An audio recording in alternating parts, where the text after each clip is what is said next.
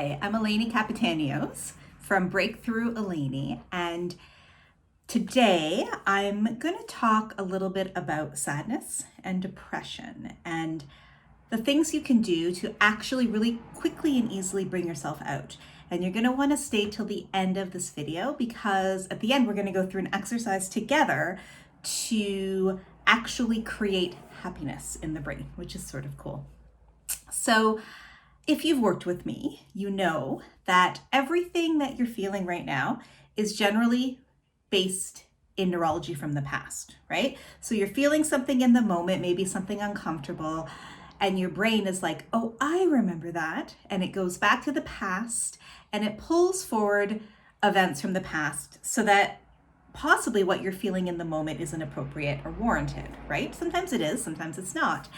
And right now, we're in a situation in the world, a global pandemic, where there's no stability right now for our brain, right? Because we never know what's going to happen.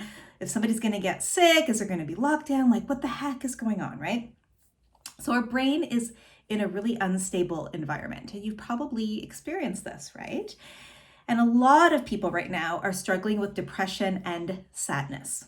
And a lot of it, people are like, I don't know why, right? I don't know why. I feel like I have a good life. I feel lucky, but I can't shake this feeling. And I've had it too. So what are we supposed to do, right? So here's the cool thing. If we can go into the past and release the emotions around the past negative events, which is what I do with my clients, right? We change that neurology to the positive. Shouldn't it also be possible to go into the past to positive events and recreate that neurology as well, right? So our brain does make the bad things big. You've probably experienced that, right? You can, for example, say that you have a cottage and you've taken your boat out on the water every day for 30 years and it's been fabulous. One day, there's a big storm, something bad happens, the boat capsizes, you almost drown, you have a terrible time, okay? One time out of 30 years. And then your brain is like, no, I'm afraid of this now and I'm not going to do it again, right? So we have that one-time learning with negative events. We've all had it. You're on time for work every day for 50 years and then you're late one day and it's the end of the world to your boss, right? So, it comes from caveman times where our brains had to remember where the bad things were so that we wouldn't go into the forest or the jungle and get killed. But we don't need that now, really, right? We're pretty safe, but it still happens. So how can we change that? So if we can make the negative things big, we should be able to create a situation in which we make the positive neurology big, okay? And this takes a little bit of conscious work on our part as well as unconscious work. So how can we create happiness is the big question, right? When you're feeling depressed or sad or whatever. So I'm gonna help you. We're gonna do a little exercise right now to help make the good things big and the bad things small, okay? So you can pause the video in a second because I want you to get a pen and paper. And what you're going to do is you're going to write down 5 events from the past that made you happy, okay?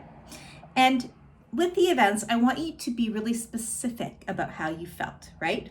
Not just happy, right? Maybe elated, maybe joyful. Explain a little bit. Well, you don't have to explain it because it's you, but write a little bit about why, right? What was going on that made you feel so good?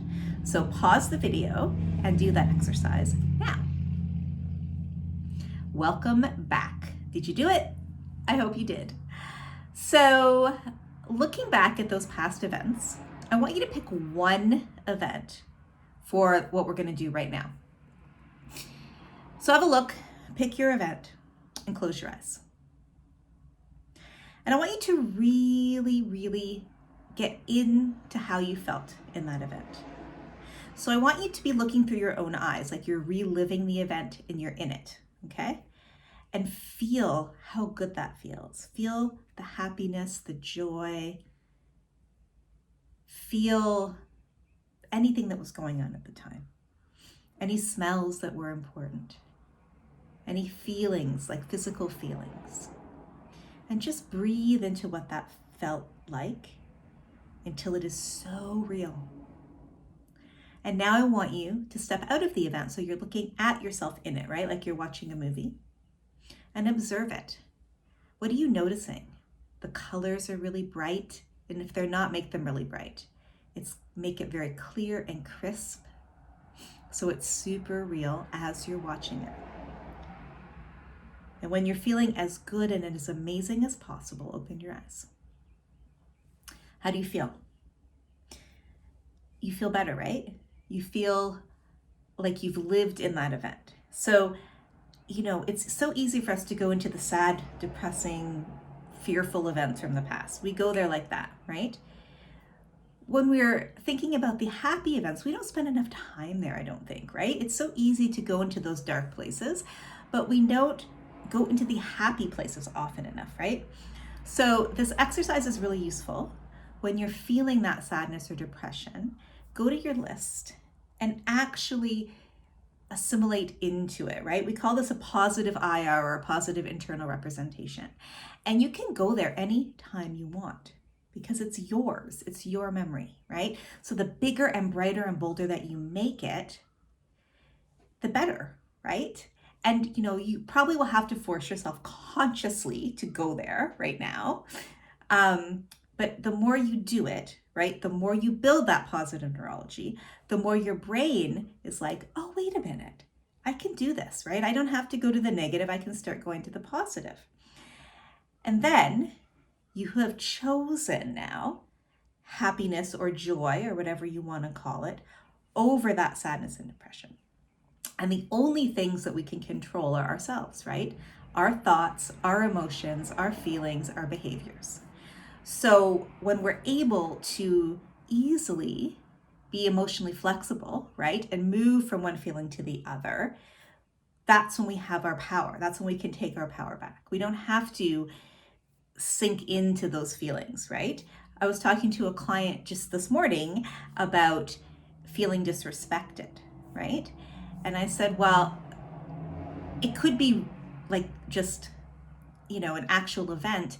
Someone has disrespected you, right? That's true, okay? But you don't have to feel disrespected, right? What do you want to choose instead? How do you want to choose to feel? Maybe it's compassion. Maybe it's, I don't know, letting it roll off you like a disconnection, whatever. And so if in those moments we can go to these events and these happier places, again, that emotional flexibility kicks in, right? And then you have control over your emotional state. And that is all we can ever do, right? So do this exercise. Make sure you have your list handy and let me know how it goes. Have fun.